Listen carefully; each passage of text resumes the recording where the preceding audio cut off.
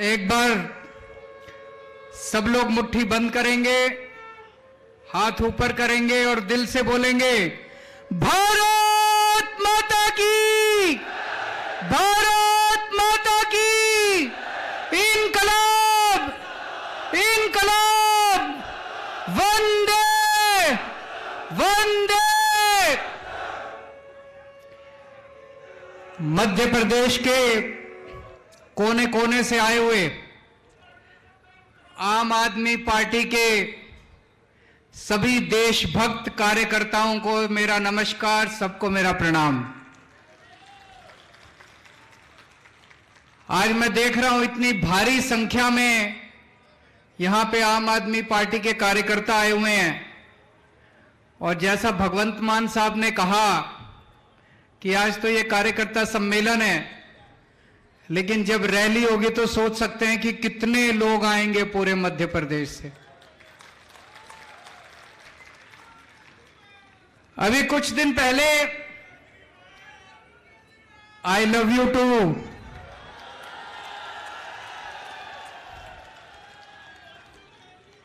बहुत बहुत शुक्रिया।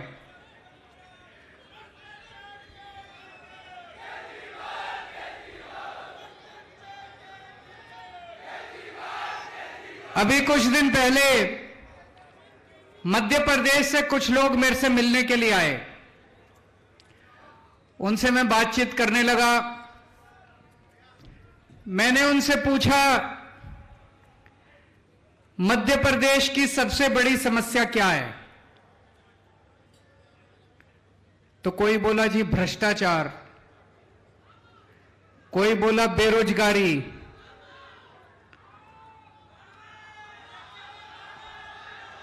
क्या बोल रहा हूं, मामा,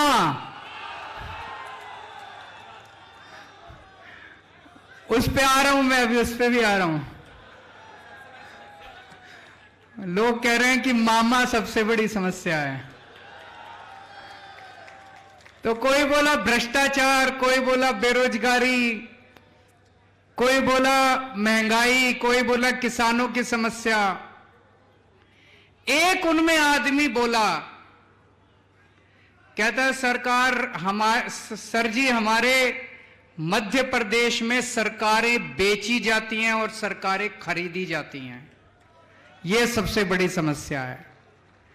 कहता आज हर मध्य प्रदेश का नागरिक, हर व्यक्ति अपने आप को बेबस महसूस कर रहा है। बोला जैसे ही चुनाव खत्म हो जाते हैं, एक पार्टी अपनी रेडी लेके निकलती है, एमएलए ले लो, एमएलए ले लो, एमएलए, एक एमएलए के इतने 10 पे डिस्काउंट मिलेगा, पूरी सरकार गिरानी है तो इतने, और एक पार्टी खरीदने के लिए तैयार बैठी है।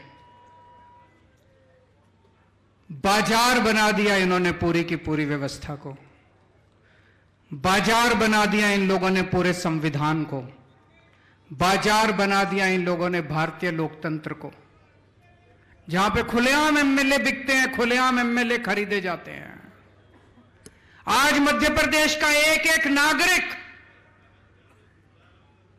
मामा को हटाना चाहता है।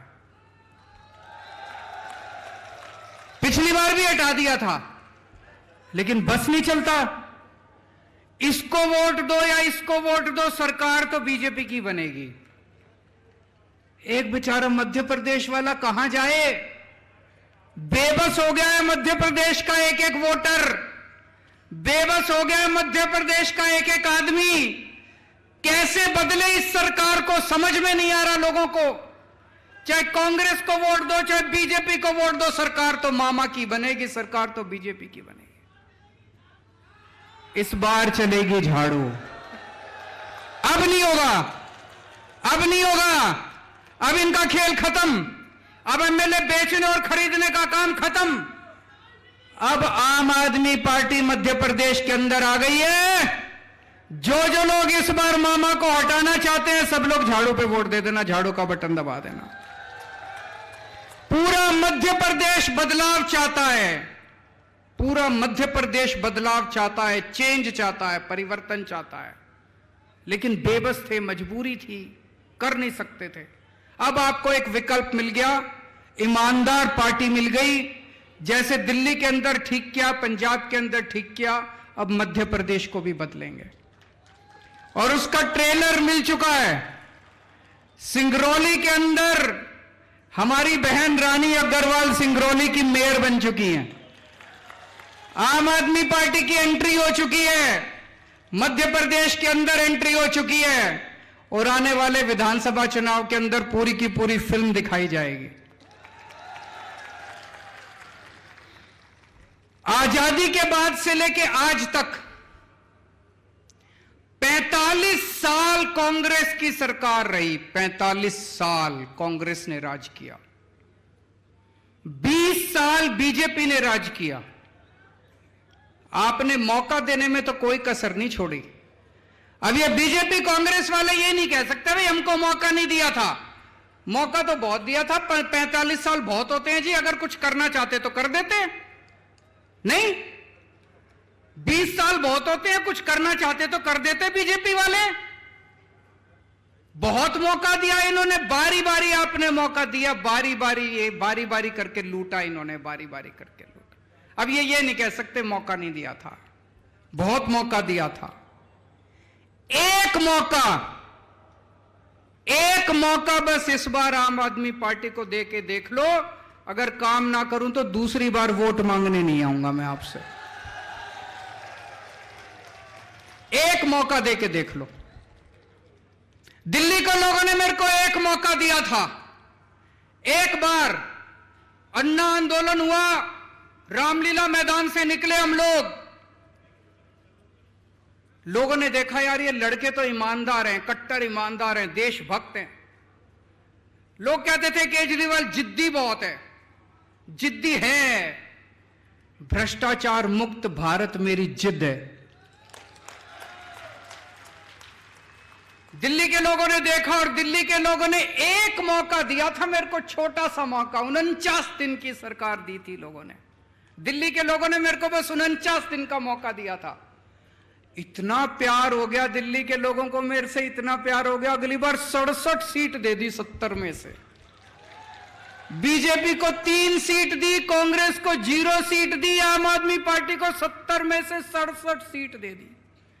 अगले 5 साल और इतना अच्छा काम किया, और इतना अच्छा काम किया, 70 में से 62 सीट दे दी तीसरी बार हम लोगों को। दिल्ली के हमारे काम की बात पंजाब पहुंची तो पंजाब में लोगों ने 117 में से 92 सीट दे दी, 92 सीट। दिल्ली के अंदर हमने सबकी बिजली मुफ्त कर दी, पंजाब के अंदर हमने सबकी बिजली मुफ्त कर दी। मध्य प्रदेश एक मौका दे के देखो, आपकी भी बिजली मुफ्त कर देंगे। दिल्ली के अंदर हमने शानदार सरकारी स्कूल बना दिए, गरीबों के बच्चों को शानदार शिक्षा मिल रही है। कभी सोच नहीं सकते थे, सरकारी स्कूल तो टेंट में चलते हैं, सरकारी स्कूल तो टूटे फूटे होते हैं, मास्टर आता नहीं है, बच्चे पढ़ते नहीं हैं, गरीब लोग मजबूरी में अपने बच्चों को सरकारी स्कूल में भेजते हैं। सब बदल दिया दिल्ली के अंदर। क्रांति आ रही है सरकारी स्कूलों में दिल्ली में। वो क्रांति अब पंजाब में शुरू हो गई। मान साहब शानदार काम कर रहे हैं, सरकारी स्कूलों का कायाकल्प कर रहे हैं। मध्य प्रदेश वालों एक मौका दे के देखो, आपके बच्चों का भविष्य बना दूंगा मैं।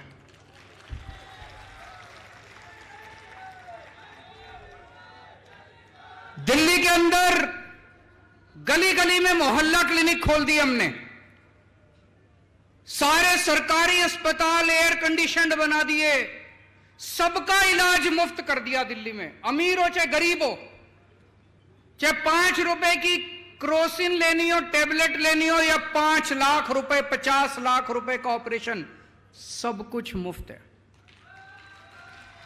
भगवान ना करे आपके घर कोई बीमार हो, लेकिन अगर बीमार हो जाए दिल्ली में कोई, तो चिंता करने की जरूरत नहीं है। आम आदमी पार्टी की सरकार है, सारा खर्चा, सारी दवाइयां, सारे टेस्ट, सारा ऑपरेशन सब मुफ्त होता है। दिल्ली में कर दिया।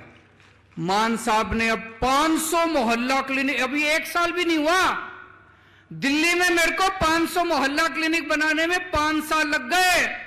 भगवंत मान ने 1 साल में 500 क्लिनिक, मेरा भी रिकॉर्ड तोड़ दिया।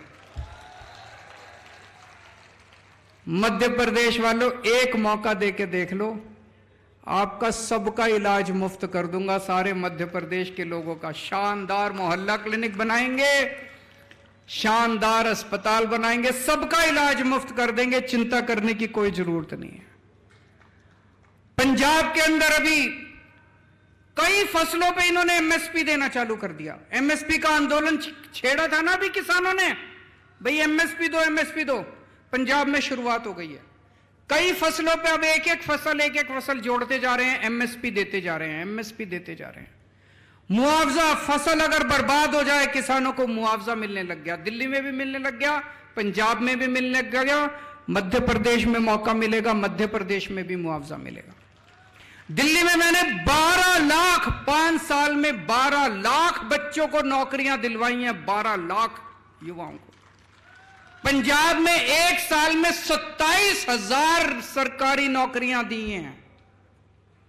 और मैं भी हमारे पंकज सिंह जी से बात कर रहा था, ये बता रहे थे कि कई सारे बेरोजगार अपना धरना लेके आंदोलन करने के लिए जब यहां आए तो उनके ऊपर पुलिस ने डंडे बरसा दिए। अरे अपने ही तो लोग हैं यार, कोई पाकिस्तान से थोड़ी आए हैं, अपने ही तो बच्चे हैं, रोजगार मांगने आए हैं, डंडे क्यों बरसाते हो? रोजगार नहीं दे सकते तो उनको गले तो लगा लो, कम से कम प्यार से बिठा के चाय तो पिला लो, रोटी तो खिला दो उनको, डंडे क्यों बरसाते हो उनके ऊपर? हमको नौकरी देनी आती है, हमारी नीयत साफ है। दिल्ली में करके दिखाया, पंजाब में करके दिखाया।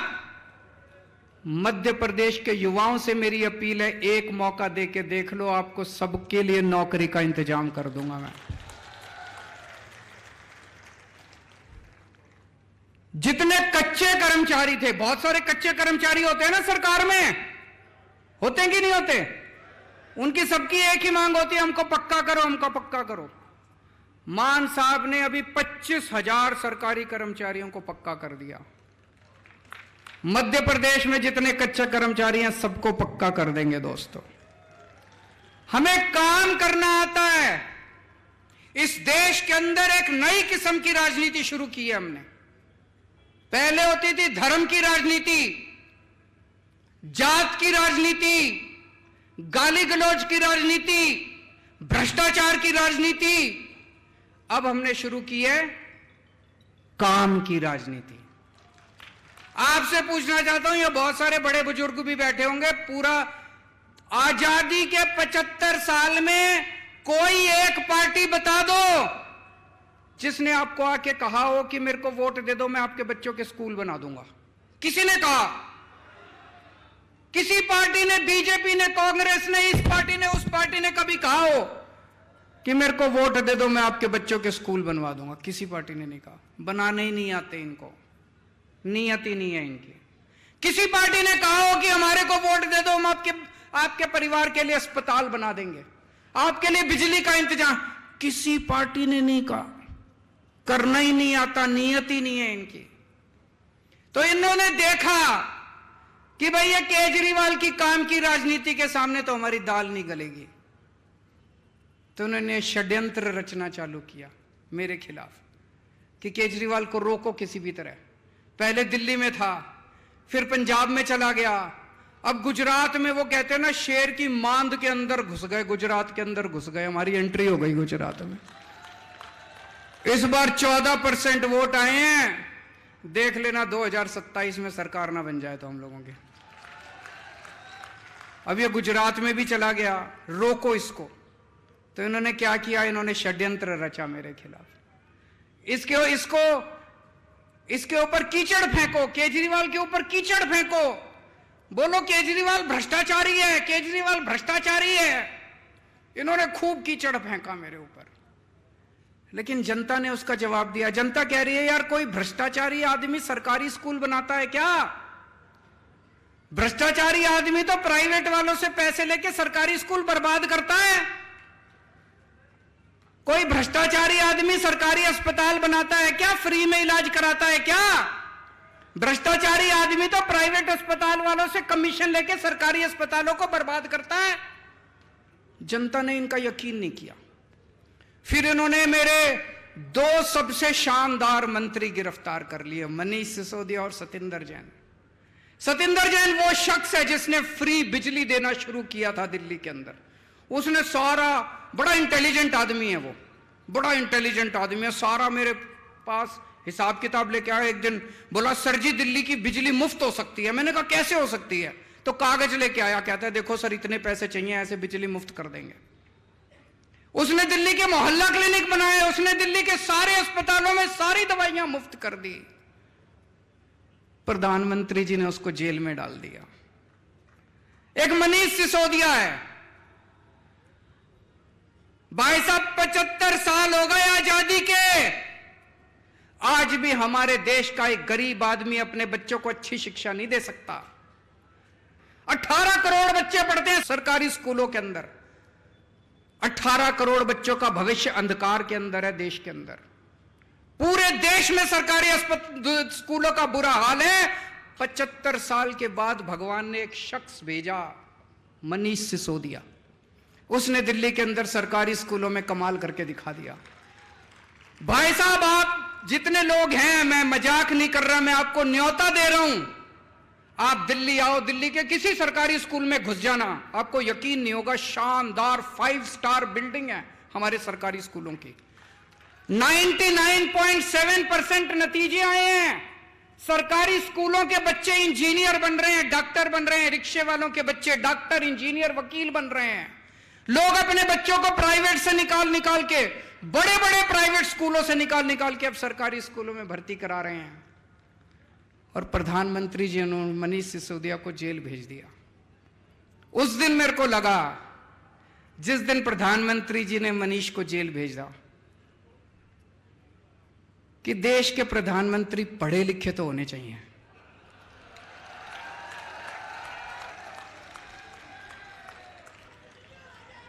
होने चाहिए कि नहीं होने चाहिए?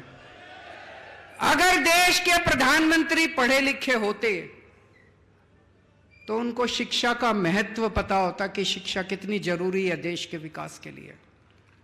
अगर देश के प्रधानमंत्री देशभक्त होते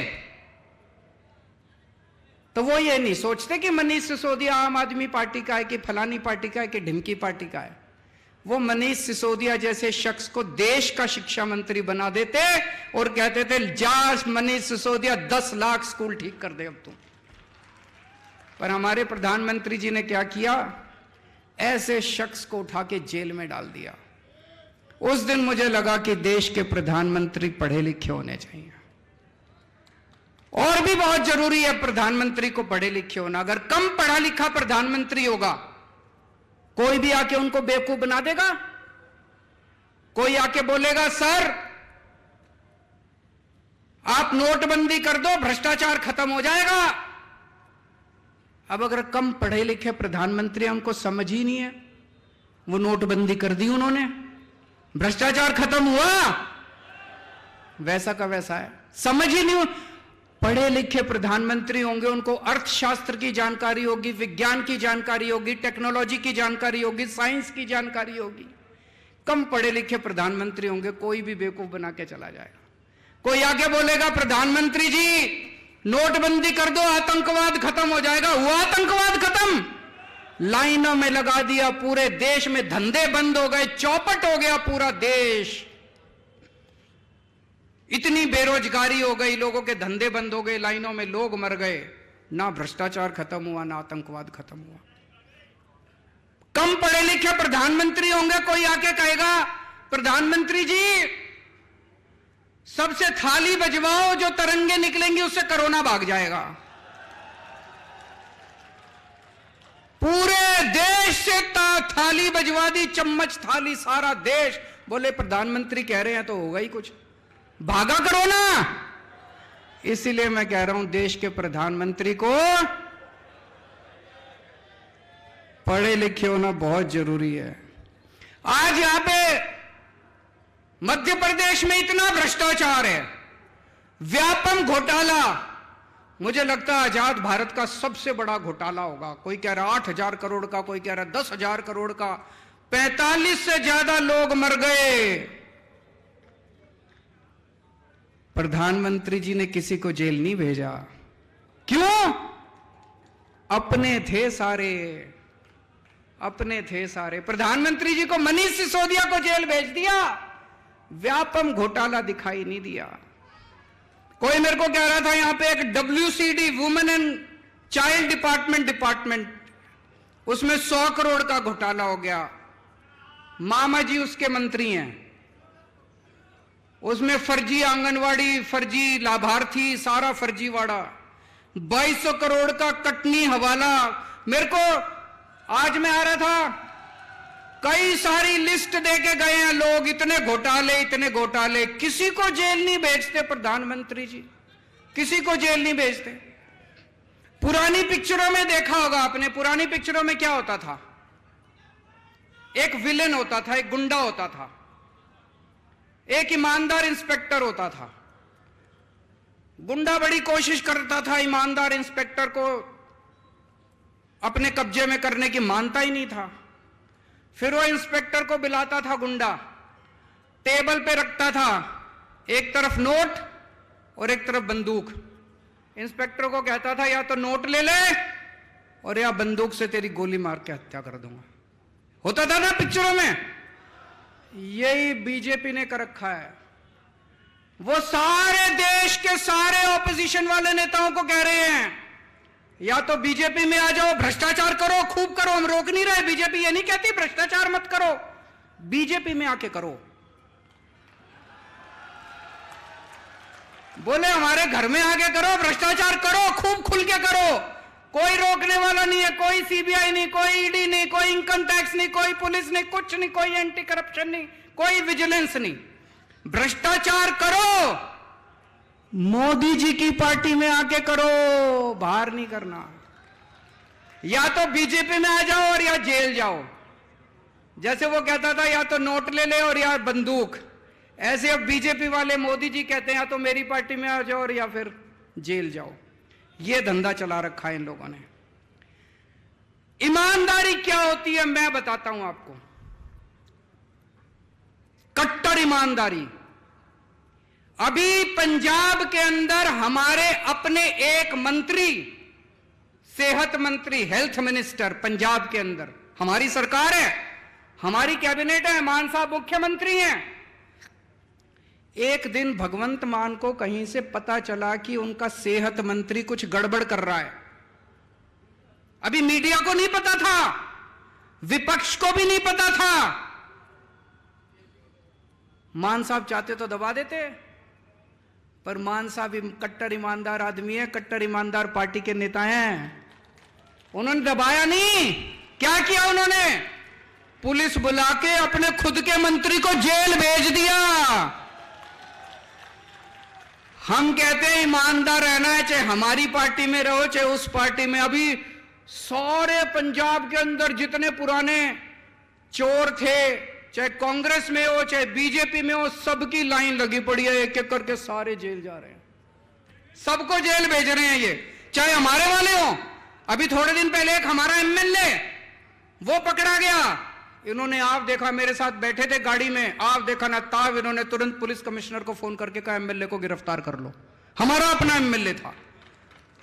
मोदी जी, ये होती है ईमानदारी।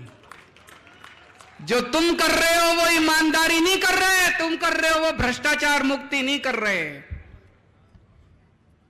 हम अपने वालों के खुद के खिलाफ भी एक्शन लेने की हिम्मत करते हैं।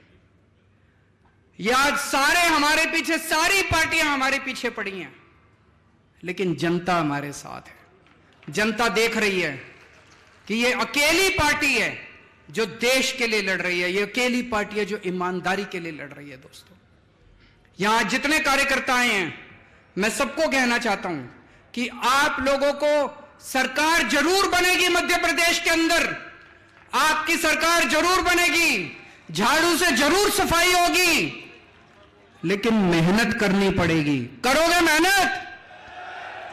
एक एक घर में जाना पड़ेगा, बैठना पड़ेगा, सबको समझाना पड़ेगा, रात दिन मेहनत करनी पड़ेगी, सारे जनता को साथ लेना पड़ेगा और अंत में मेहनत का नतीजा जरूर मीठा होगा। भगवान आपके साथ है क्योंकि आप सत्य के रास्ते पे चल रहे हो, आप ईमानदारी से काम कर रहे हो। हमारी ईमानदार पार्टी है, भगवान हमारे साथ है। हमारे पास चाहे पैसा ना हो, जैसे महाभारत के अंदर पांडवों के साथ कृष्ण जी थे और कौरवों के साथ सारी नारायणी सेना थी, इनके साथ इनके पास दल बल सब कुछ है, हमारे साथ ऊपर वाला है, हमारे साथ भगवान कृष्ण है। भारत माता की